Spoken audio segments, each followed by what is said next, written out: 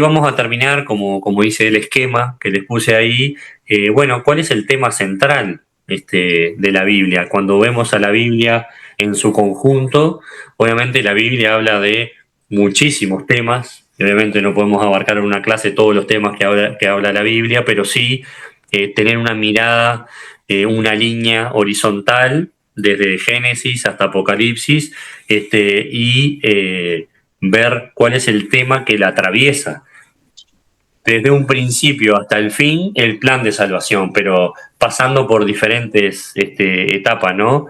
Entonces, empezando un poco desde el principio, se muestra un continuo conflicto, ¿no?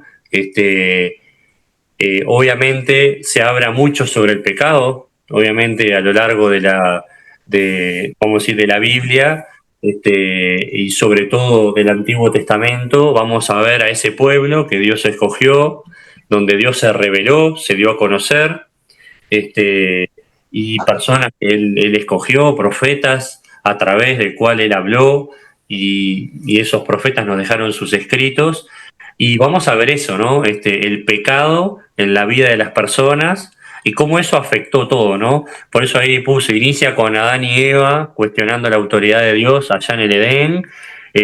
Antes de eso, todo era perfecto, creado según la disposición de Dios, donde la relación entre los seres humanos era perfecta y su relación con Dios también lo era, en un lugar donde todo era perfecto, pero el pecado rompió con todo eso, rompió la relación del ser humano para con Dios, lo alejó, ¿no?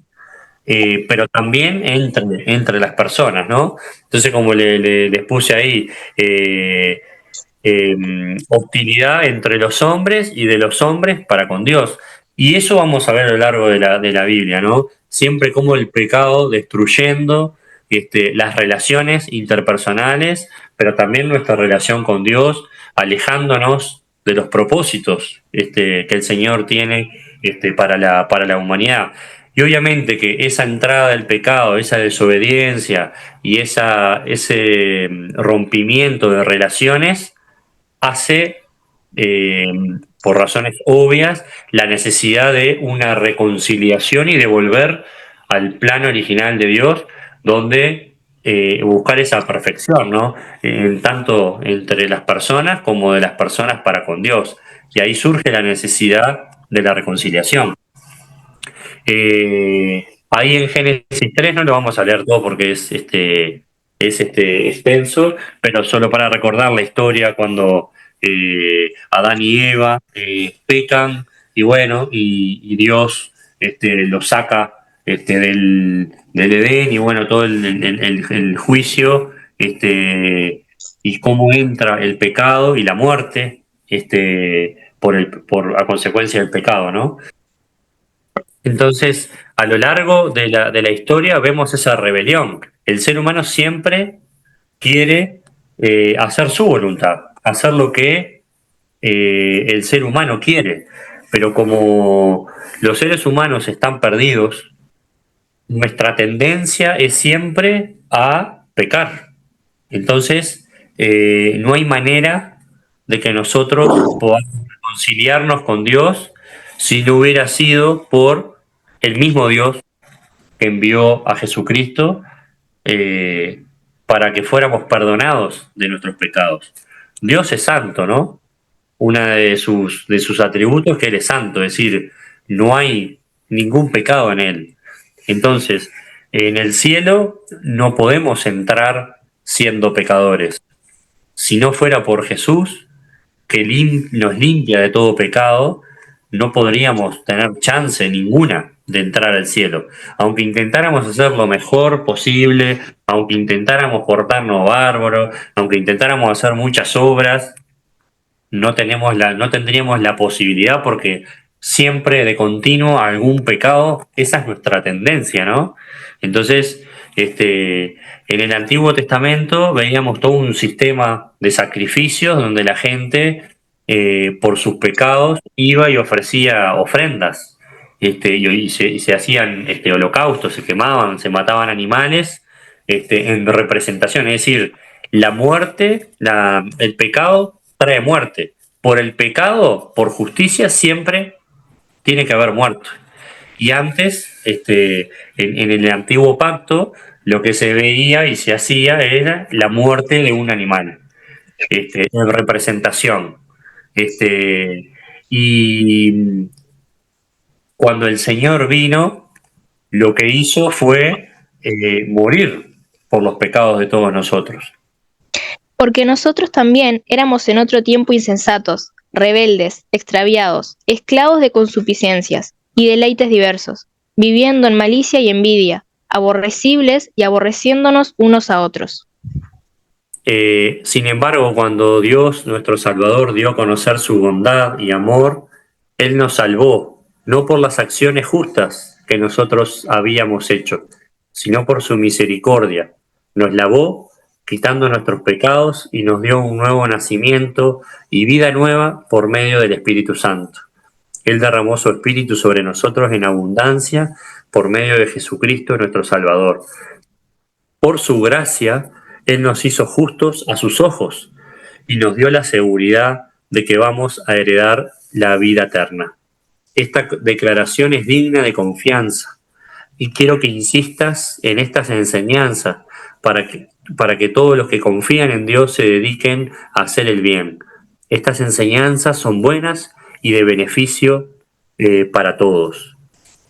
Seguramente una persona que antes no era cristiana y tiene un encuentro con el Señor es transformada. Es decir, cuando nos encontramos con Jesús, somos transformados. Es decir, si se supone que nos convertimos y nacimos de nuevo, tiene que haber una transformación en nosotros. Si no hay una transformación en nosotros, es decir, nos topamos con Jesús y no cambiamos en nada en nuestra vida, sigue igual que antes, yo dudaría, obviamente, de esa conversión que esa persona capaz que dice. Es decir, sí o sí hay un cambio en la persona, ¿no? Entonces ahí Pablo está diciendo, ¿no? Que en otro tiempo éramos necios, desobedientes, éramos engañados, éramos esclavos de pasiones y placeres, nuestra vida estaba llena de maldad, de envidia. Bueno, acá habla, nos odiábamos unos a otros, pero Dios, en su misericordia, nos da la salvación por medio de Cristo. Y no es algo que tiene que ver con nuestras obras, no es porque, no, mirá, Pablo no es tan malo, es bastante bueno, así que bueno, a él le voy a dar la oportunidad de que sea salvo, no. Cuando el Señor nos mira ahora, mira a Jesús. Cuando Dios nos mira, mira a Jesús y su sacrificio. Si no fuera por eso, nosotros no seríamos dignos de entrar al cielo. Así que nunca lleguemos a creer que son nuestros méritos y nuestras obras las que nos salvan. ¿Sí? Obviamente, como se habla en Santiago, nuestra fe se muestra en obras. Pero una cosa es que nosotros creemos en Jesús, somos transformados, nacemos de nuevo, ahora nos alejamos del pecado. No quiere decir que no pequemos, al contrario, a veces pecamos, pero sí rechazamos el pecado y a medida que va pasando el tiempo somos santificados, así que cada vez nuestro vínculo con el Señor es más estrecho y nos alejamos más del pecado. Pero no vivimos en pecado, no estamos todo el tiempo haciendo las mismas cosas, o sea, podemos tener una tentación y ser débiles y caer y pecar y hacer algo que a Dios no le agrada, pero no es nuestro estilo de vida. Entonces, como dice ahí, Él nos salvó no por las acciones justas que nosotros, ahí en el versículo 5, ¿no? Que nosotros habíamos hecho, sino por su misericordia. Nos lavó quitando nuestros pecados y nos dio un nuevo nacimiento y una vida nueva por medio del Espíritu Santo. El Espíritu Santo que mora en el creyente cuando es transformado es el que le permite vivir una vida como a Dios le agrada. Es decir, si no tuviéramos el Espíritu Santo en nuestra vida, no podríamos vivir una vida cristiana tal y como Dios quiere que vivamos, ¿sí? Pero toda esa obra tiene que ver con el sacrificio de Cristo, ¿sí? Cuando alguien es transformado y se convierte, vamos a decir, van a venir las buenas obras, pero van a venir las buenas obras porque esa persona ha sido transformada. ¿Se entiende la diferencia, no? Yo creo que ese punto que claro, que somos salvos por medio de la obra de Cristo y sin mérito nuestro, es decir, por gracia, ¿no? Como dice Efesios ahí 2:8 y 9, que y por gracia somos salvos y no por obras, para que nadie se gloríe. Pero sí, una vez que somos transformados, nuestra nueva manera de ser va a producir nuevas obras, va a producir, perdón, buenas obras, ¿se entiende? Pero no es que vamos a producir buenas obras para ganarnos un poco más la salvación o para merecer la salvación. No, no hay ninguna buena obra que podamos hacer para merecer la salvación, porque no la merecemos. Es un regalo gratuito, es por gracia. Bueno, entonces eso lo primero, ¿no? Que vimos. Y a lo largo de las escrituras surge, obviamente, la necesidad de un Salvador. Es decir, a lo largo de todo el Antiguo Testamento podemos ver una vez y otra vez de que Dios iba a enviar un Salvador, ¿sí? Y acá vamos a ver algunos ejemplos. eh, Se habla de un nuevo pacto, es decir, Dios estableció un primer pacto, por eso a veces se habla de la Biblia, del Antiguo Testamento, del Nuevo Testamento, a veces algunos hablan del Antiguo Pacto y el Nuevo Pacto. Obviamente que el Nuevo Pacto es el Cristo, en el Señor, ¿no? Y en el Antiguo Testamento, el pacto que vemos que Dios hizo con diferentes personas a lo largo de la historia. Vamos a ver con Noé, con Abraham, con Jacob, con varios personajes importantes, obviamente con Moisés, con varios personajes, que Dios hace un pacto con ellos y habla de que iba a venir uno, que su reino iba a ser eterno, iba a venir uno, bueno, vamos a ver algunos pasajes ahora. Y obviamente que ya lo hemos dicho en las otras clases, ¿no? No podemos separar el Antiguo Testamento del Nuevo Testamento. eh, y lo mismo, como dice ahí en el último punto, ¿no? El Nuevo Testamento confirma ese nuevo pacto. Es decir, Dios había hecho un pacto, obviamente el pueblo desobedecía y pecaba una vez y otra vez y se apartaba y Dios traía juicio sobre ellos, se volvían a Dios y a lo largo de la historia vamos en ese vaivén de alejarse de Dios, obedecer a hacer cualquiera, volver y así, una y otra vez, una y otra vez. Pero el corazón del pueblo estaba lejos de Dios. A veces, de hecho, en algún pasaje vemos que Dios decía que estaba harto de sus holocaustos y de sus sacrificios porque su corazón estaba lejos de ellos, ¿sí? Como que de la boca para afuera proclamaban a Dios, pero en realidad su corazón estaba lejos, ¿sí? Eh, y en el Señor se cumple este Mesías esperado, este libertador, y se hace un nuevo pacto, ¿sí? En la sangre de Cristo.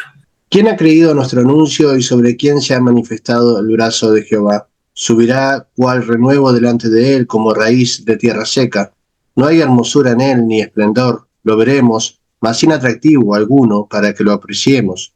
Despreciado y desechado entre los hombres, varón de dolores, experimentado en sufrimiento y como que escondimos de él el rostro, fue menospreciado y no lo estimamos. Ciertamente llevó él nuestras enfermedades y sufrió nuestros dolores, pero nosotros lo tuvimos por azotado, como herido y afligido por Dios. Mas él fue herido por nuestras rebeliones, molido por nuestros pecados, por darnos la paz cayó sobre él el castigo, y por sus llagas fuimos nosotros curados. Todos nosotros nos descarriamos como ovejas, cada cual se apartó por su camino, mas Jehová cargó en él el pecado de todos nosotros. Angustiado él y afligido, no abrió su boca. Como un cordero fue llevado al matadero, como una oveja delante de sus trasquiladores, enmudeció, no abrió su boca. Por medio de violencia y de juicio fue quitado, y su generación, ¿quién la contará? Porque fue arrancado de la tierra de los vivientes, y por la rebelión de mi pueblo fue herido. Se dispuso con con los impíos su sepultura, mas con los ricos fue en su muerte, aunque nunca hizo maldad ni hubo engaño en su boca. Jehová quiso quebrantarlo, sujetándolo a padecimiento. Cuando haya puesto su vida en expiación por el pecado, verá descendencia, vivirá por largos días, y la voluntad de Jehová será en su mano prosperada. Verá el fruto de la aflicción de su alma, y quedará satisfecho. Por su conocimiento justificará a mi siervo justo a muchos, y llevará sobre sí las iniquidades de ellos. Por tanto, yo le daré parte con los grandes, y con los poderosos repartirá el botín, por cuanto derramó su vida hasta la muerte, y fue contado con los pecadores, habiendo él llevado el pecado de muchos, y orado por los transgresores. Es impresionante, me encanta escuchar ese capítulo. Y recordemos que ese capítulo 53 dice, fue escrito siglos antes de que Cristo viniera, ¿verdad?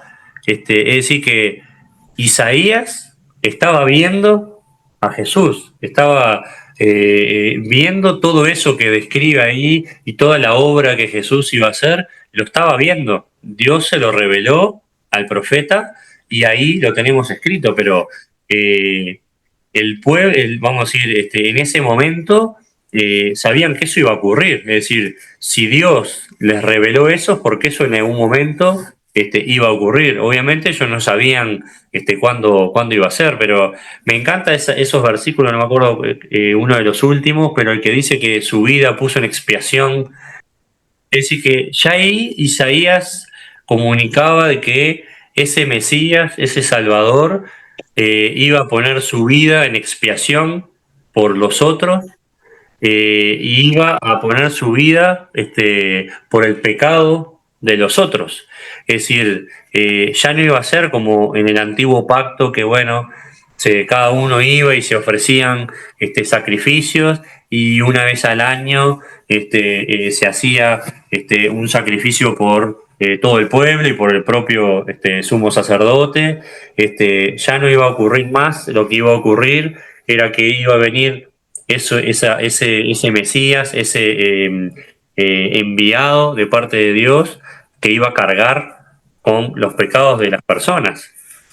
He aquí que vienen días, dice Jehová, en los cuales haré nuevo pacto con la casa de Israel y con la casa de Judá. No como el pacto que hice con sus padres el día que tomé su mano para sacarlos de la tierra de Egipto, porque ellos invalidaron mi pacto, aunque fui yo un marido para ellos, dice Jehová. Pero este es el pacto que haré con la casa de Israel después de aquellos días, dice Jehová. Daré mi ley en su mente y la escribiré en su corazón, y yo seré a ellos por Dios y ellos me serán por pueblo. Y no enseñará más ninguno a su prójimo, ni ninguno a su hermano, diciendo, conoce a Jehová, porque todos me conocerán, desde el más pequeño de ellos hasta el más grande, dice Jehová, porque perdonaré la maldad de ellos y no me acordaré más de su pecado. Hablando de ese nuevo pacto que iba a venir. Creo que también en una de las clases anteriores habíamos hablado, creo que del capítulo 36 de Ezequiel, que también hablaba sobre que iba a poner un espíritu y corazón de piedra. Creo que lo habíamos leído, lo podemos buscar. Jeremías, acá otra vez, ¿no? Hablando sobre este nuevo pacto que iba a venir, ¿no? Lo mismo, siglos antes, hablando de ese nuevo pacto que iba a venir. Y me encanta eso, ¿no? Pondré mis instrucciones en lo más profundo de ellos, dice esta versión, y las escribiré en su corazón. Yo seré su Dios y ellos serán mi pueblo.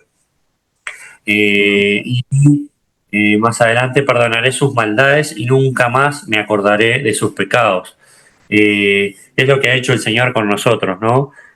Por la muerte de Jesús somos perdonados de nuestros pecados y nuestros pecados son borrados, y recibimos al Espíritu Santo, que es quien nos guía, quien es que nos acerca y nos atrae a la verdad de Dios, el que está con nosotros en todo tiempo. cumple la obra del Espíritu Santo en el creyente, es muy importante. Y lo mismo hablábamos, que es quien nos da el discernimiento. Y cuando leemos las Escrituras, la Biblia, es el Espíritu Santo que nos guía y que nos comunica la verdad de Dios. ¿Sí? Esparciré sobre vosotros agua limpia y seréis purificados de todas vuestras impurezas y de todos vuestros ídolos os limpiaré, os daré un corazón nuevo y pondré un espíritu nuevo dentro de vosotros, quitaré de vosotros el corazón de piedra y os daré un corazón de carne. Pondré un espíritu nuevo dentro. O sea, yo me imagino que en esa época, claro, para nosotros hoy verlo y conociendo, ¿no? Todo el Nuevo Testamento y toda la obra de Jesús, y mirar para atrás y conectar estos pasajes del Antiguo Testamento con lo que ya conocemos del Nuevo Testamento, nos resulta como un poco más sencillo, pero en ese momento, claro, cuando vos no desconoces lo que está por venir y Dios te dice que va a pasar esto y lo otro, y bueno, o sea, me imagino que sería como un poco más difícil para ellos, pero Dios ya les estaba anunciando de qué se trataba ese nuevo pacto que iba a venir. Y bueno, yo les leo acá Lucas 24, versículo 44 y 45, que era el otro pasaje, dice, entonces dijo, cuando estaba con ustedes antes, les dije que tenía que cumplirse todo lo escrito acerca de mí en la ley de Moisés, en los profetas y en los salmos. Entonces les abrió la mente para que entendieran las escrituras. Algunas traducciones, en vez de abrir la mente, les abrió el entendimiento. Pero ahí el Señor les está diciendo que las Escrituras hablaban de Él. Ya vimos en algún otro pasaje en las clases anteriores cómo Jesús les mostraba a lo largo de todo el Antiguo Testamento, del Antiguo Pacto, que hablaban de Él y cómo todo lo que estaba escrito se refería a Él mismo. Él era el Mesías, se les estaba mostrando, ¿sí? Y acá dice, ¿no?, que tenía que cumplirse todo lo que está escrito. La palabra de Dios es verdad, así Jesús lo dijo. Y todo lo que está escrito y se ha cumplido, y lo que no, se va a cumplir, porque el Señor es soberano. Y si Dios dice que algo va a ser, va a ser. ¿Sí? Pero me gusta ese versículo 45. Entonces les abrió la mente para que entendieran las escrituras, ¿no? Es lo que estábamos hablando hace un ratito. El Espíritu Santo nos da discernimiento espiritual para poder entender la palabra y poder entender todas estas cosas que para las personas que no son espirituales parecen una locura y parecen que nosotros estamos locos. Pero no es así. Amén. Hay algunas cosas que habían anotado. El Antiguo Testamento promete un futuro libertador, que fue todo lo que hablamos. Un nuevo pacto que estaba caracterizado por el perdón y por el servicio.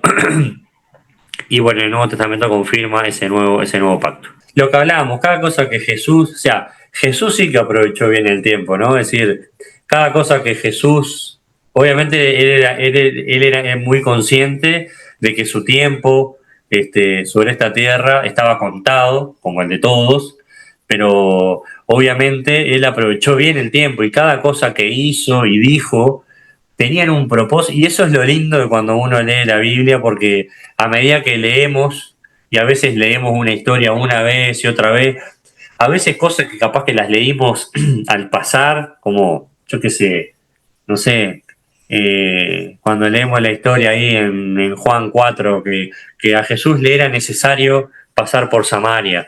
Y cuando uno lo lee, capaz que lo lee así, y bueno, y lee la historia de la mujer samaritana, Pero cuando uno empieza a leer y a leer, empezás a ver que todo lo que el Señor hacía, todo tenía un propósito y un porqué. Él no pasaba por un lugar sin un propósito, o sea, por algo tenía que pasar por Samaria. Él tenía un propósito, obviamente vemos la historia de la mujer samaritana. Y cuando decía algo, lo decía con una intención, con un propósito. No era que el Señor hablaba porque sí. Cuando hacía preguntas, las hacía por algo. Y bueno, ya hemos hablado cuando hablamos sobre la interpretación y la importancia de entender la cultura y las costumbres, que eso hace que veas el mensaje de Jesús de una manera mucho más profunda, porque ahí te das cuenta que cosas que capaz que te parece que Jesús las dijo como así al pasar, entendiendo las costumbres y la cultura, se torna algo muchísimo más profundo para las personas que escuchaban el mensaje de Jesús.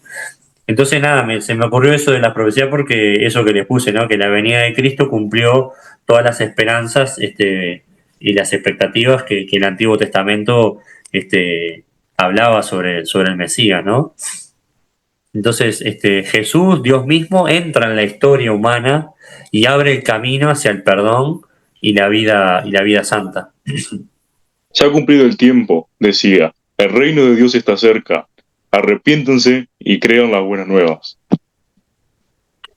En el momento oportuno, Jesús hace entrada en la historia de la humanidad, ni antes ni después. En el tiempo perfecto, en el tiempo de Dios, en el momento que Dios, en su plena soberanía del universo y su creación, hace entrada en el momento que consideró que era oportuno, ¿no?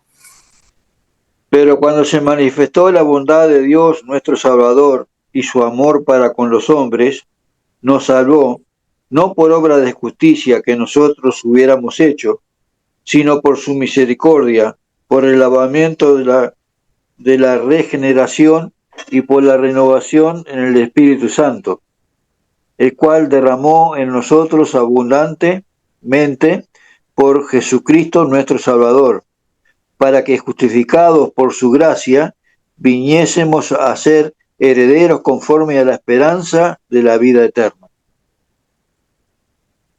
Amén. Amén. Por su gracia nos hizo justos a sus ojos y nos dio la seguridad de que vamos a heredar la vida eterna, dice esta versión de la Nueva Traducción Viviente. Y esto es digno de confianza, ¿sí? Esta promesa, el Evangelio, es digno de confianza. Amén. Jesús lo respaldó con su muerte, pero no solamente con eso, a través de su resurrección, con poder. Y dice Pablo en una de sus cartas, no me acuerdo si es Gálatas o Efesios, no me recuerdo, que dice que ese mismo poder que resucitó a Jesús de la tumba, de los muertos, ese mismo poder es el que actúa en nosotros. Fuerte, ¿no? Cuando uno lo ve así, ¿no? Lo vuelvo a repetir, ese mismo poder que resucitó a Jesús de la muerte, cosa que ninguno de nosotros podemos hacer, ese poder es el que actúa en vos y en mí. Entonces, si ese poder que venció la muerte, ¿hay algo imposible para Dios? No hay nada imposible, dice Jesús, ¿no? Para los hombres es imposible, pero para Dios no hay nada imposible. Entonces, la obra de Jesús viene a cumplir todas las profecías anunciadas desde la antigüedad. En el momento que Dios consideró oportuno, hace su entrada en la historia de la humanidad, camina entre los ojos, como dicen los discípulos, ¿no? Ellos lo vieron, lo palparon, lo escucharon, fueron testigos de sus milagros, ¿no? Y toda la obra de Cristo se consuma, a través de su muerte y de su resurrección. Y cuando Jesús vuelve a la diestra del Padre y envía al Espíritu Santo prometido, ese espíritu de poder es el que obra en nosotros y, como decía Xiomara al principio, es el que nos transforma. Entonces, busquemos a Dios cada día, pidámosle al Espíritu de Dios que nos dé discernimiento, que nos guíe, que nos muestre las cosas que tenemos que cambiar, que nos enseñe y nos haga entender, como dice ahí el Salmo 32:8, el camino que tenemos que ir. Y ese Espíritu Santo que obra en nosotros es el que nos ayuda a vivir una vida que sea reflejando a la vida que Jesús vivió y que nos ayuda a comportarnos como Él se comportó. Y Jesús fue alguien que fue humilde, alguien que perdonó, alguien que llevó una vida santa, alguien que ayudaba, que servía, que amaba. Entonces, cuando vemos la vida de Jesús, nos tenemos que preguntar, ¿nosotros como cristianos somos dignos de ser llamados cristianos? ¿En nuestra vida estamos reflejando la manera de ser de Jesús? ¿Estamos mostrando amor por otros o mostramos odio? ¿Estamos siendo bondadosos, misericordiosos o estamos siendo personas llenas de ira, vengativas? Pensemos en estas cosas y pidámosle a Dios que a través de su Espíritu Santo nos guíe a llevar una vida como la que Jesús llevó. Que cuando otras personas nos vean a nosotros y vean cosas buenas de nosotros, lo que estén viendo es a Jesús reflejado en nosotros. No nos llevemos el mérito. No, sí, yo soy... gracias por eso que me decís, porque yo...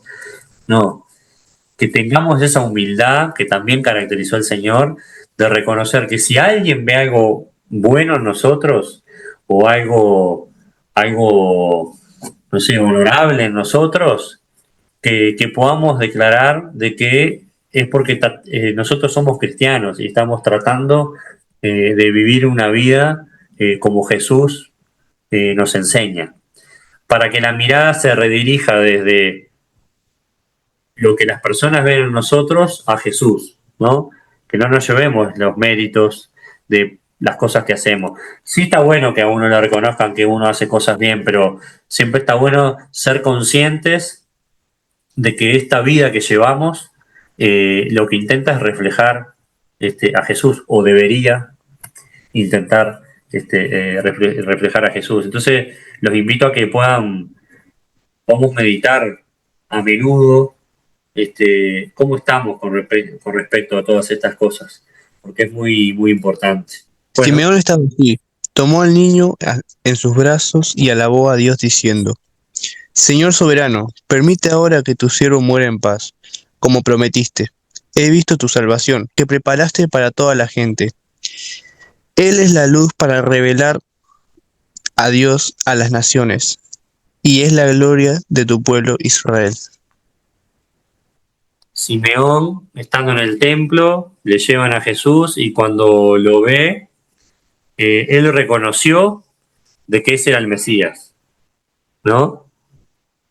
Y dice ahí, ¿no? Que bueno, llegaron a presentar al bebé y como que se exigía la ley, y tomó el niño en sus brazos y alabó a Dios diciendo: Señor soberano,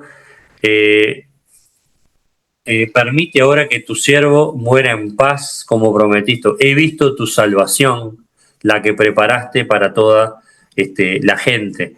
Es decir, vio y reconoció a ese Mesías que el pueblo de Israel esperaba, lo vio en Jesús, en ese niño, pero tuvo la certeza de que se trataba del Mesías, y entonces fue como, lo acabo de ver, ahora me puedo morir tranquilo, ¿sí?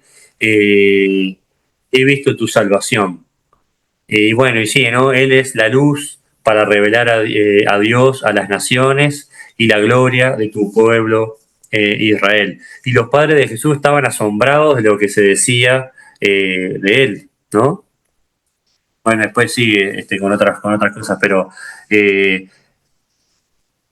vio ahí Simeón confirmado esas promesas del pueblo de Israel en ese niño que tenía ahí en sus brazos. Y por último, la obra de Jesús, la muerte es derrotada.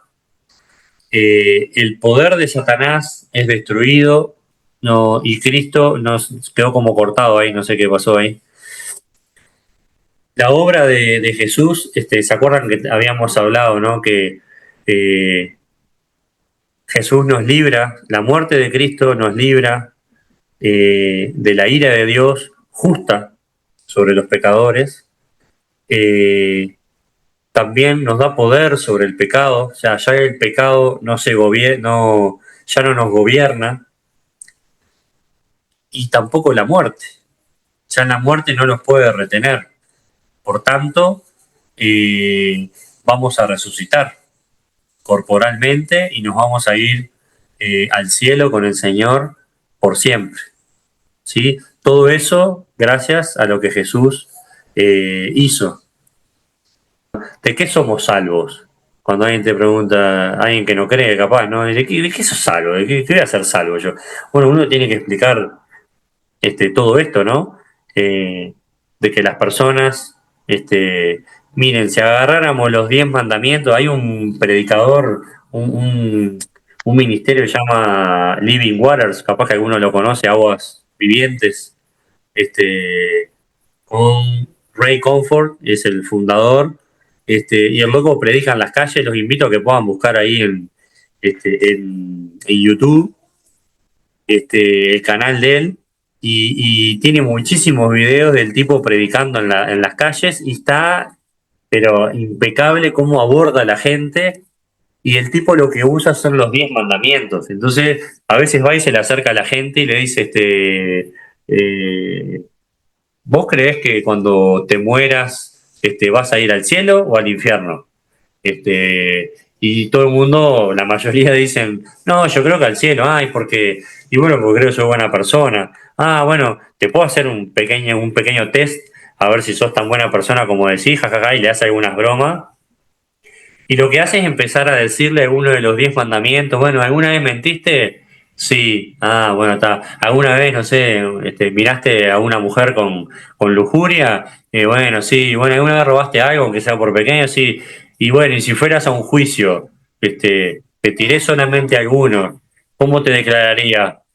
Y bueno, ahora que me lo decía así, bueno, culpable. Y ahí les empieza a explicar que, bueno, sos culpable, y ya les empieza a predicar el evangelio, pero es muy práctica la manera que el tipo tiene de acercarse a la gente y hacerle ver a la gente de que tenemos necesidad de ser salvos, de que somos pecadores, y que no hay posibilidades, por más que hayamos, lo que le decía hoy, ¿no? Por más que hagamos cosas buenas, hemos hecho muchas cosas malas, y no hay posibilidades de que podamos irnos al cielo siendo pecadores, porque Dios es santo, Dios no tolera el pecado. Entonces necesitamos ser transformados, y necesitamos borrar todos esos pecados que tenemos cargados a nuestra cuenta, por así decirlo. Y Jesús es lo que hace. Vos vas al juicio, bueno, hiciste esto, sí, hiciste esto, ¿cómo sos? Culpable. Consecuencia, la muerte. No tenés chance, pero aparece un abogado que dice, no, yo voy a pagar la fianza, y todos esos cargos, bueno, por ese abogado que paga esa fianza, son borrados, y el condenado queda libre y ya no tiene más cargos a su cuenta. Eso es lo que hace Jesús. Es como en un juicio, es nuestro abogado y paga por por esos pecados, por esas transgresiones, por esas culpas, y nos deja limpios. Entonces, ya vimos el continuo conflicto, el pecado, cómo destruye todas las cosas y nos acerca, nos aleja de Dios, y por tanto surge la necesidad de una reconciliación con Dios y la necesidad de un intermediario entre Dios y los hombres. Dios se revela al pueblo de Israel, inspira a través de sus profetas la palabra de Dios, y donde muestra la venida de un nuevo pacto y de un Salvador, ¿sí? Y ahí conocemos a Jesús y toda la obra que Jesús hace desde su venida, cumpliendo todas las profecías que estaban, todas las cosas escritas de él, y todo lo que hace él a través de su vida, su muerte y su resurrección y su ascensión al cielo, ¿no? Con enviándonos al Espíritu Santo como nuestro guía. Y eso trae como consecuencia el surgimiento de una nueva comunidad de creyentes, que somos todos nosotros, ¿no? Todos los que conformamos la iglesia de Cristo, ¿sí? Somos todas aquellas personas que hemos creído en este mensaje, que hemos recibido al Espíritu Santo y que hemos sido transformados. Y que ahora, de lo que éramos antes, de una vida alejada de Dios, ahora somos nuevas criaturas, como dice ahí Corintios 5:17, ¿no? Las cosas viejas pasaron, todas las cosas son hechas nuevas, y quizás en el pasado no tuvimos una vida ejemplar, pienso en mí, capaz que ustedes ahora me ven así, a veces me ha pasado con algún compañero cuando le contaba alguna vez, alguno hablando de lo que yo era antes, y no me creen. Sí, yo robaba, pegaba, bueno, no voy a decir todos las cosas malas que hacía, pero me siento reidentificado cuando Pablo en sus cartas dice, porque algunos de vosotros eran esto, y yo digo, sí, era esto, y me las llevo todas. Pero fui transformado. Y cada uno tendrá su historia, ¿no? Alguno tendrá historias más saladas, y otras no tanto. Pero lo importante es que todos fuimos hechos nuevas criaturas y hemos recibido el mismo espíritu. Y somos salvos, como dice ahí, llamados a ser miembros de la iglesia del Señor, ¿sí? Donde Cristo obra en la vida de las personas está su iglesia. El Espíritu Santo se mueve en los creyentes, en su iglesia, ¿sí? Y cumple su propósito en este mundo. Y saben que es muy interesante la palabra, eso creo que está en Efesios, creo que en el primer capítulo, no me acuerdo, pero se habla de una palabra en griego que, ¿qué pasa? Uno podría comprar a un esclavo, ¿sí? Y hacerlo esclavo de esa persona que lo compraba, ¿no? Es decir, yo voy, compro un esclavo y ahora es esclavo mío y lo puedo maltratar y puedo hacer con él lo que yo quiero. Después hay otra palabra que tiene que ver con comprar a un esclavo, pero bueno, poder venderlo a otro, o sea, no para uso personal, sino lo compro y lo vendo a alguien. Pero la palabra que se usa ahí, que ahora obviamente no me puedo acordar porque lo leí hace mucho, es una palabra que el sentido que le da es que lo que Jesús hace es comprarnos a nosotros y nos da la libertad. Pero para que nos demos cuenta de lo que Jesús hizo, ¿no? Él nos compra y nos hace libres, o sea, ya no somos más esclavos ni del pecado ni de nadie, pero en su amor nos hace libres, ¿sí? Libres para que nosotros podamos elegir lo que vamos a hacer con nuestra vida. Es decir, que es tremendo la obra que el Señor hace con cada uno de nosotros. Yo te digo que tú eres Pedro, y sobre esta piedra edificaré mi iglesia, y las puertas del reino de la muerte no prevalecerán contra ella. Es decir, hasta que la iglesia del Señor permanezca hasta los últimos tiempos, no va a haber nada que la pueda borrar de la faz de la tierra. Es decir, la iglesia de Dios está sustentada por el poder mismo del Señor. El día que esta iglesia desaparezca de la tierra va a ser, si ahora hay caos y hay pecado, va a ser peor, porque no va a haber nada que detenga a la maldad. Vayan pues a las gentes de todas las naciones y háganlas mis discípulos.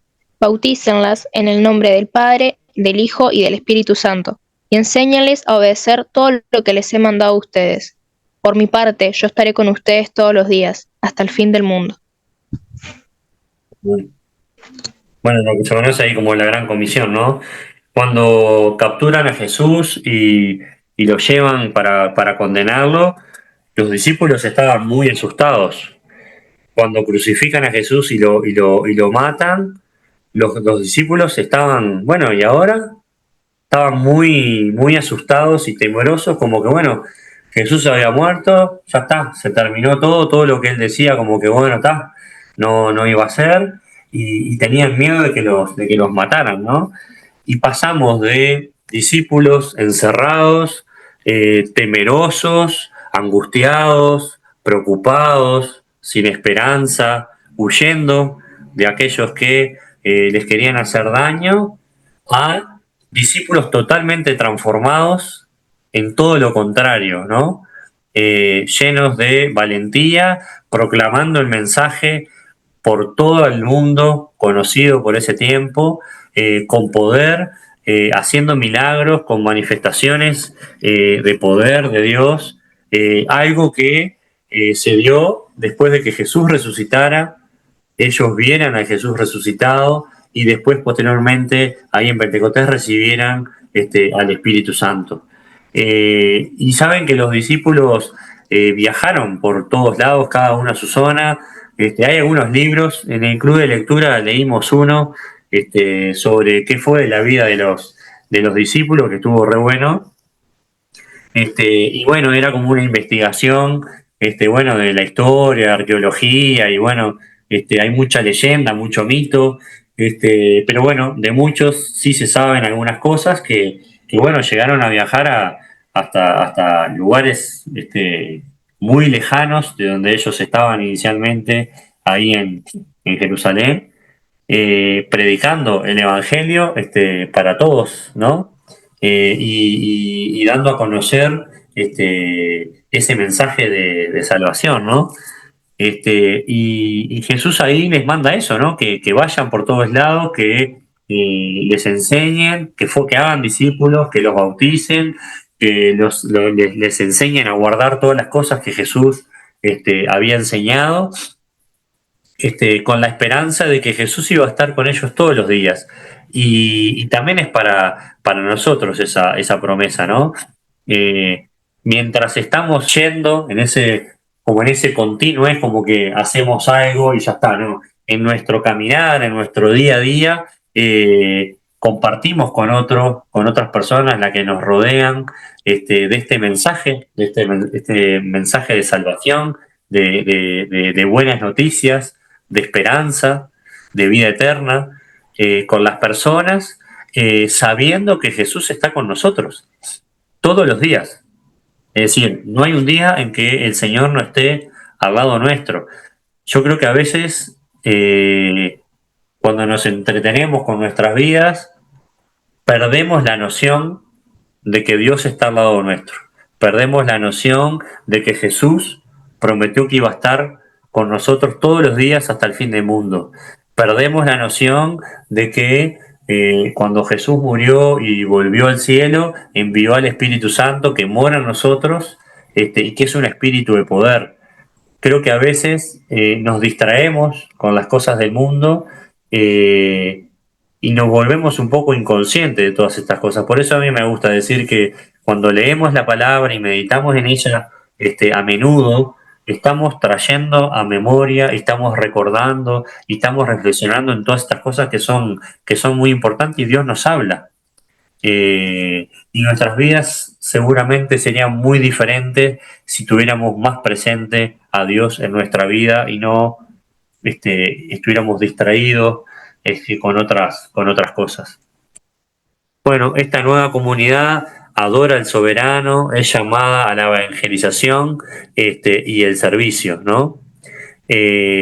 Como iglesia, ahí está nuestro propósito, ¿no?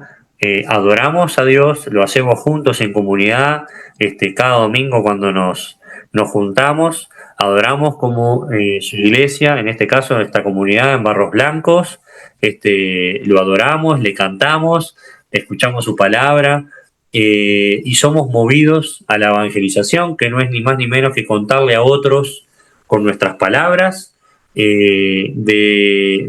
primero de nuestro testimonio, ¿no? De lo que Dios ha hecho en nosotros, y de que esas personas pueden tener un cambio en su vida, si conocen al Señor, ¿sí? Y también lo otro importante, el servicio, ¿no? ¿Cuándo fue la última vez que serviste a alguien? A veces pensamos que servicio, no sé, es seguir y construir una casa, sí, claro, eso es servir. Pero a veces hay pequeñas cosas que también hacen y tienen que ver con el servicio, como no sé, ayudar a alguien, no sé, se me ocurre a preparar un examen, ayudarlo a estudiar algo, no sé, en la calle alguien se cae, vas y lo ayudás, alguien precisa que le hagas un trámite, alguien precisa que lo lleves al médico, alguien precisa hablar y sentirse escuchado, no sé, hay tantas maneras de servir que podríamos hacer una lista enorme, pero creo que lo que nos tiene que motivar al servicio es el amor. Y cuando nosotros amamos, servimos. Es decir, es como una consecuencia natural del amor. Cuando uno ama a alguien, lo sirve de alguna manera, ¿no? Entonces, tenemos que amar, como dijo Jesús, ¿no? A nuestro prójimo como a nosotros mismos. Y seguramente vamos a encontrar oportunidades para servir de alguna manera. Y yo creo que como iglesia no podemos perder estas dos cosas importantes, que es compartir con otros sobre el mensaje de Jesús y servir con amor. Me quedaba pendiente Efesios 2:18. Ahora todos podemos tener acceso al Padre por medio del mismo Espíritu Santo, gracias a lo que Cristo hizo por nosotros. Así que ahora ustedes, los gentiles, o sea, los que no eran judíos, ya no son desconocidos ni extranjeros, son ciudadanos juntos con todo el pueblo santo de Dios. Son miembros de la familia de Dios. Juntos constituimos su casa, la cual está edificada sobre el fundamento de los apóstoles y los profetas, y la piedra principal es Cristo Jesús mismo. Estamos cuidadosamente unidos en Él y vamos formando un templo santo para el Señor. Por medio de Él, ustedes, los gentiles, también llegan a formar parte de esa morada donde Dios vive mediante su Espíritu. Tenemos libre acceso a Dios. Aprovechemos cada día de tener tiempo de acercarnos libremente a Dios y poder hablar. Creo que una buena manera es orar mientras leemos la palabra. Es decir, mientras meditamos un pasaje, hacernos preguntas, pedirle a Dios que nos ayude a entender, que nos hable en ese momento y también orar sobre eso que estamos leyendo, ¿sí? Sobre cada cosa que Dios nos haga darnos cuenta y nos confronte, ¿no? Y bien, me parece muy importante esto de que la iglesia de Dios, la piedra fundamental y la base de eso es el Señor, es Jesús. Y sobre eso están los discípulos. Es decir, Jesús les dio su mensaje a los discípulos y su autoridad a los discípulos, a todos iguales. No hay uno que sobresalga más, como quizás a veces otras confesiones de fe dicen, como por ejemplo los católicos, que Pedro es como que si tuviera Jesús, Pedro, el resto de los apóstoles, y después viniera la iglesia. No, acá vemos la imagen de Jesús en la base como fundamento, un siguiente nivel con los discípulos y los profetas del Antiguo Testamento como la siguiente base, y sobre eso, sobre ese mensaje, se va edificando la iglesia y cada uno de nosotros que vamos formando parte de esa iglesia y se va transmitiendo ese mensaje. Y el último punto que quería tocar sobre el tema más importante que vimos: pecado, alejados de Dios, necesidad de una reconciliación, necesidad de un Salvador, Jesús, el Mesías anunciado a través de todo el Antiguo Testamento, cómo se cumplen las profecías en él, toda la obra que Cristo hace con su vida, muerte y resurrección y ascensión al cielo. Y por último, la victoria final, ¿no? Es decir, este mundo se va a terminar, nuestra vida se va a terminar, pero somos victoriosos. Y creo que en esa obra de Jesús Jesús es el primogénito en el sentido es, Él resucitó y venció la muerte y abrió ese camino para que otros, todos los que venimos nosotros atrás y que hemos creído en Él, sigamos ese mismo camino y resucitemos en algún momento cuando la historia termine. La Biblia habla de eso, que va a llegar un momento donde va a haber una culminación de los tiempos y va a haber un juicio para todos. Y aquellos que hemos creído en el Señor, tenemos la victoria. Ya sepamos que tenemos la victoria y tenemos la esperanza. Y lo hablamos en alguna de las clases anteriores, lo importante que es tener esperanza. Vivimos en un mundo sin esperanza. En un mundo a veces donde hay personas que lo tienen todo, pero no tienen lo más importante, que es la esperanza de la vida eterna, y no conocen al Señor. Y pueden vivir a veces vidas llenas de lujos o llenas de cosas, pero uno a veces puede tener poco, pero poderlo disfrutar con gozo y siendo agradecidos con todo lo que el Señor nos ha dado. Pero hay personas que lo tienen todo, pero no pueden quizás disfrutarlo de la manera que nosotros lo hacemos con tan poco. A veces uno hace broma, ¿no? Uno se conforma con tan poco, pero es eso, esa capacidad que Dios nos ha dado, de, no sé, sentarte y ver, no sé, un lindo paisaje, sentarte y compartir un tiempo con, no sé, con un amigo, con tu esposo, tu esposa, con tus hijos, no sé, comer una comida rica. O sea, en las cosas sencillas, somos felices. Yo tengo una frase en mi WhatsApp que dice: en las cosas sencillas encuentro mi felicidad.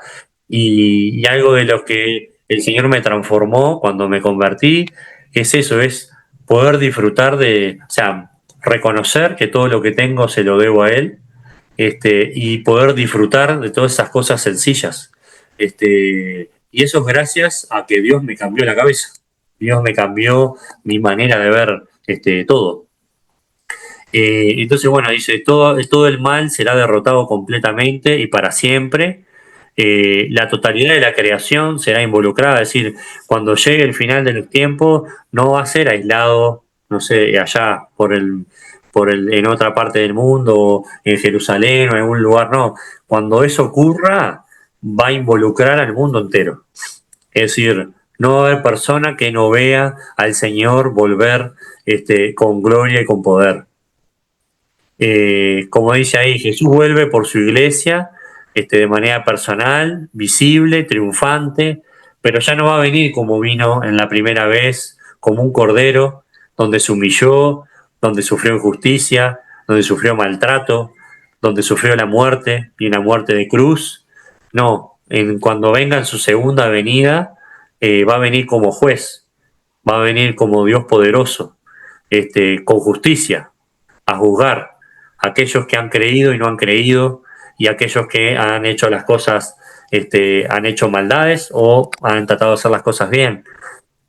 Obviamente, como dice ahí, nadie sabe cuándo esto va a ocurrir, pero Jesús dijo que iban a ocurrir cosas antes, como les puse ahí, guerras, calamidades, falsos cristos, es decir, van a aparecer personas que van a decir que son Jesús y que volvió por segunda vez, van a aparecer falsos maestros que van a tergiversar todas las cosas y van a engañar, van a mentir, muchos van a caer, como dice en algún pasaje, el amor de muchos se va a enfriar, es decir, los tiempos que se esperan para adelante no son nada alentadores, pero para nosotros, los que hemos creído, son muy alentadores. Y nuestra mente y nuestro foco tiene que estar ahí. Tenemos que mirar al Señor y lo que el Señor nos promete y lo que nos espera. Porque eso nos va a dar las fuerzas para atravesar las situaciones que nos toque vivir en este mundo. Es decir, las reglas de este mundo son para todos iguales, ¿no? Obviamente el Señor, en su misericordia, nos libra muchas veces de muchas cosas, ¿no? Pero también tenemos la posibilidad de sufrir un accidente, de enfermarnos, de lo que sea, pero nuestros ojos tenemos que tratar de ver más allá de lo que tenemos. Y eso, alguien que no crea, ha sido transformado por el Señor y no ha recibido el Espíritu Santo no lo puede ver. Nosotros, como dice ahí Pablo, ¿no? A veces ahora vemos como borroso, ¿no? No vemos claramente todas las cosas, pero cuando muramos y pasemos a estar con el Señor, ahí vamos a ver claramente cómo Él nos ve. Bueno, como dice ahí, recibiremos cuerpos nuevos que no envejecerán ni morirán, no habrá más sufrimiento, no habrá dolor, no habrá más pecado cuando estemos en el cielo viviendo por siempre con el Señor. Y nunca, no sé si han hecho el ejercicio, pero cuando a veces uno mira las noticias o se entera de cosas y ve de las cosas horribles que pasan, ¿no? Y de la gente que a veces le pasan cosas, uno diría, a veces yo me acuerdo de antes pensar, ¿cómo me gustaría un lugar donde decir, no sé, estar en tu casa y dejar todo abierto y que nadie te robara, ¿viste? Que todas las personas fueran buenas, que todos tuvieran una buena intención, que realmente todos nos ayudáramos, que realmente los padres amaran a sus hijos y los hijos amaran a sus padres, que las personas no se engañaran, que se respetaran, que la gente trabajara dignamente, bueno, que no nos enfermáramos, que no nos pongamos tristes por diferentes situaciones, que estuviéramos contentos, que podamos disfrutar de todas las cosas. Y cuando uno hace todo ese, seguramente a cualquier persona creyente o no creyente, si uno le plantea un mundo así, le encantaría, ¿no? Y cuando hacemos eso, lo que estamos describiendo es el cielo. Lo que estamos describiendo es ese lugar a donde vamos. Y eso me encanta pensarlo así porque me da esperanza, ¿no? De pensar, donde vamos va a estar de más. Y eso nos tiene que mantener firmes en nuestra fe. Obviamente que en este mundo vamos a ser atacados y va a haber situaciones y cosas que nos quieren hacer dudar de nuestra fe y nos quieren alejar del Señor. Satanás no descansa. Eso es lo otro. La mejor arma que Satanás tiene es hacernos creer que Él no existe, que la maldad no está, que Él no tiene nada que ver. Él quedó allá en el Edén cuando tentó a Adán y Eva y ya está. Él no está presente. Pero lo vemos vez tras vez cuando alguien hace cosas con malas intenciones, atrás de eso está Satanás.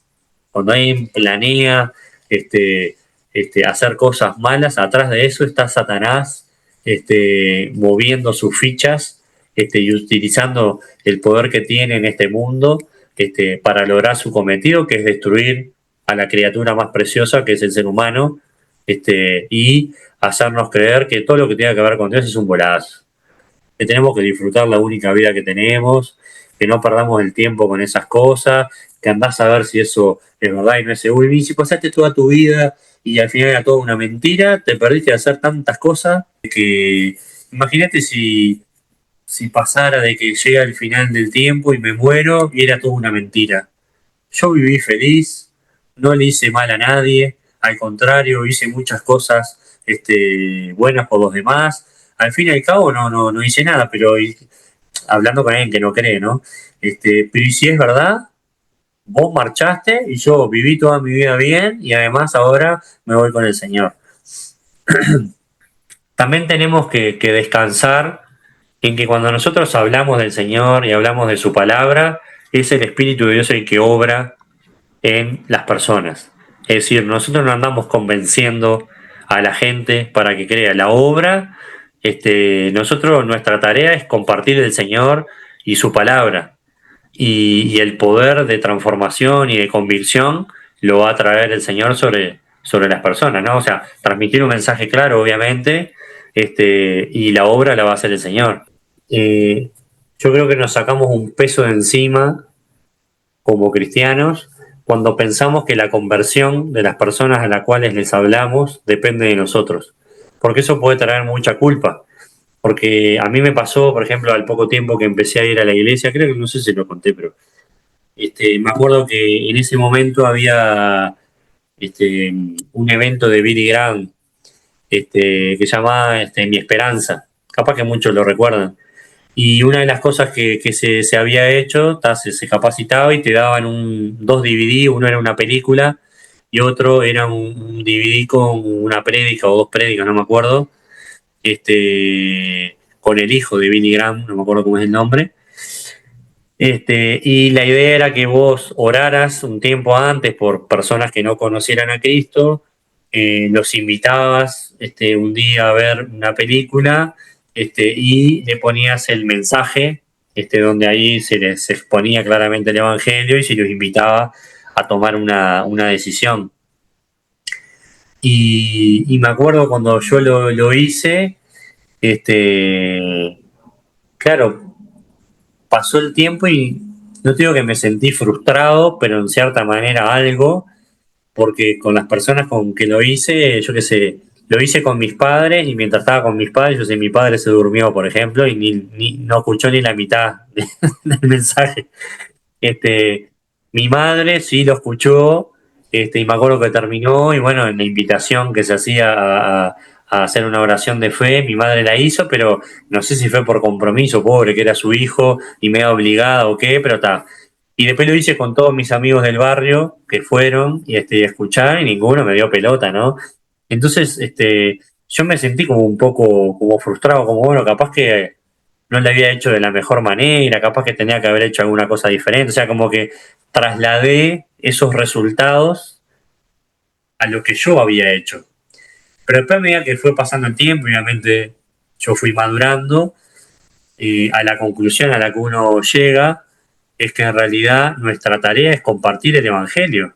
Nuestra tarea no es convencer a la gente, y si cuando le compartimos a alguien esa persona no cree o no nos da bola o al contrario difama y dice cualquiera o se enoja con nosotros o yo que sé, nos hace bullying o lo que sea, no tiene que ver con nosotros.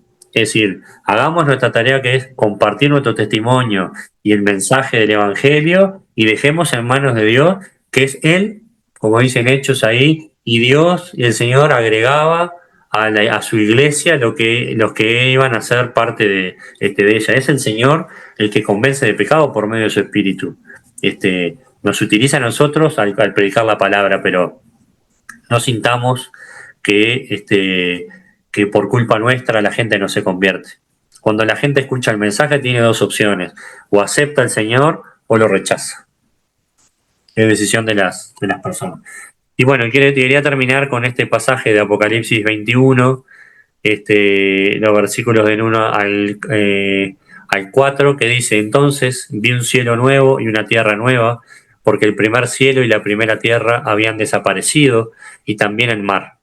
Y vi la ciudad santa, la nueva Jerusalén, que descendía del cielo desde la presencia de Dios, como una novia hermosamente vestida para su esposo. Y oí una fuerte voz que salía del trono y decía: miren, el hogar de Dios ahora está entre su pueblo. Él vivirá con ellos y ellos serán su pueblo. Dios mismo estará con ellos. Él les secará toda lágrima de los ojos y no habrá más muerte, ni tristeza, ni llanto, ni dolor. Todas esas cosas ya no existirán más. Wow, eso que hablábamos, ¿no? Todo lo que conocemos ahora va a pasar. Y lo que nos espera es algo muchísimo mejor. Vamos a ver claramente todas las cosas, vamos a ver a Dios claramente, vamos a estar con el Señor, y ya no habrá ni más muerte, ni tristeza, ni llanto, ni dolor, y todas esas cosas ya no van a existir más. Aunque la humanidad se ha rebelado contra Dios e ignora sus leyes, Él tiene un plan para rescatarnos y es centrado en Jesús. Dios tiene el control de todas las cosas. Como dice ahí, 2 Corintios 5:20, nosotros tenemos el ministerio de la reconciliación. Y me encanta la frase esa que dice que es como que Dios ruega a través nuestro de que se reconcilie. O sea, cuando nosotros le hablamos a alguien, le rogamos: por favor, reconciliate con Dios. Eso es lo más importante para la vida de alguien. Si tenemos que orar por algo, podemos sí orar por sus necesidades físicas, que son importantes. Podemos orar por sanidad, que obviamente es importante, pero nada es más importante que orar porque alguien se reconcilie con el Señor, porque si esa persona se reconcilia con el Señor, pero no tiene cosas materiales, no tiene sanidad física y muere por una enfermedad, eso es intrascendente para lo que nos espera, ¿se entiende? Todo se vuelve, es lo que sucede, no sé si han experimentado estar cerca de la muerte o han experimentado estar cerca de una enfermedad importante, pero cuando eso pasa, todo se vuelve tan vano, tan superficial, tan intrascendente, o sea, nada importa más que ese momento de que yo que sé, si una persona está siendo operada y tiene riesgo de morirse, o no sé, yo lo llevo mucho a la salud, ¿no? Pero eh, la serie que te gusta, tu serie favorita, pero no le llega ni a los tobillos, ¿entendés? Ver, yo que sé, jugar a Uruguay,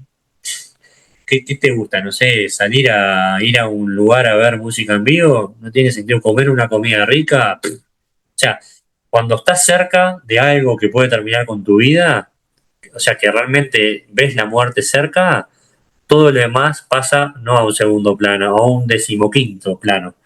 Entonces, por eso les digo que lo más importante eh, es que una persona se reconcilie con el Señor. Y de hecho lo vemos cuando Jesús sanaba, ¿no? Él sanaba, pero lo primero que hacía era perdonarle los pecados y esa persona era salva. Y como, bueno, y también y te lo sanaba, ¿no? O sea, pero para el Señor lo más importante también era perdonar sus pecados y que esa persona fuera salva, ¿no? Porque morir no nos vamos a morir todos, más allá o más acá, nos vamos a morir todos, pero no todos se van a ir con el Señor. Y eso creo que es lo más importante. Señor, muchas gracias por este tiempo, muchas gracias por todo lo que has hecho, por cada uno de nosotros. Gracias porque tú nos amaste mucho antes de que nosotros te amáramos, nos buscaste mucho antes que nosotros te buscáramos. Y gracias porque en tus planes estábamos cada uno de nosotros eh, con el propósito de que formáramos parte de tu iglesia y seamos transformados, como hablábamos durante la clase. Y te queremos dar gracias por tu misericordia, por tu gracia, por darnos paz, por darnos esperanza. Eh, Gracias, Señor, por todas las cosas que tenemos. Como se decía en la iglesia la semana pasada, que podamos reconocerte en todos nuestros caminos, que todo lo que recibimos en nuestra vida viene de ti y queremos ser personas agradecidas y darte gracias, Señor, por tu palabra. Gracias porque vos nos hablás a través de ella, podemos aprender mucho y podemos ser quebrantados, eh, aunque tengamos a veces un corazón como una piedra, tu palabra penetra hasta lo más profundo y rompe todas las estructuras, rompe todas las cosas que a veces están en nuestro corazón, en nuestra mente, para cumplir su propósito. Gracias porque tu palabra nos bendice y es nuestra guía. Y gracias porque hoy en día tenemos ese libre acceso como nunca antes en la historia, Señor, tu palabra. Te pedimos que nos ayudes, como oramos en las otras clases, a aprovechar bien el tiempo, a tener tiempos eh, para pasar en tu presencia, para meditar en la palabra, para sentir tu presencia, para que vos nos hables a nuestro corazón, a nuestra mente, y que podamos ser santificados en toda nuestra vida hasta el último día, cuando, cuando partamos a estar contigo, Señor, y anhelamos, Señor, ese día en gran manera para, para pasar a la eternidad, Señor, contigo. Eh, en el nombre de Jesús, te ruego que bendigas a mis hermanos, que, que tú te hayas mostrado, Señor, a ellos, y que no quede acá, sino que, como decía Santi, cada día eh, tú nos recuerdes todas estas cosas que hemos hablado, que son de mucha importancia, que puedas traernos cada una de esas palabras, esos versículos a nuestra memoria, a nuestra mente, cuando sea el momento. Bendito sea tu nombre, en el nombre de Jesús te pedimos todo. Amén y amén.